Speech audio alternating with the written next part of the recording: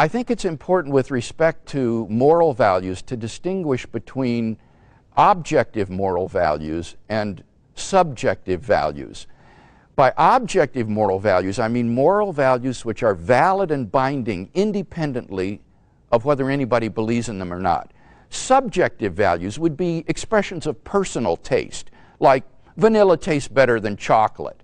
That may be true for you, but it's not true for me. Those are subjective values. And what I would argue is that if there is no God, then there really is no objective moral value in life. In the absence of God, moral values seem to be either just expressions of personal taste or else the byproducts of sociological and biological evolution, just as a troop of baboons will exhibit altruistic and sacrificial and cooperative behavior because natural selection has determined it to be advantageous in the struggle for survival. So their primate cousins, Homo sapiens, have evolved a sort of herd morality which is useful in the propagation of our species.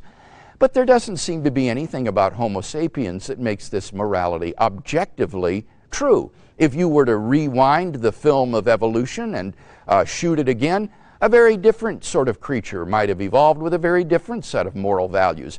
And it would be arbitrary for us to think that our moral values are objective and true in comparison to that other creatures. To think that human beings are somehow special and their morality objectively true seems to be guilty of speciesism, which is an unjustified bias and preference in favor of one's own species.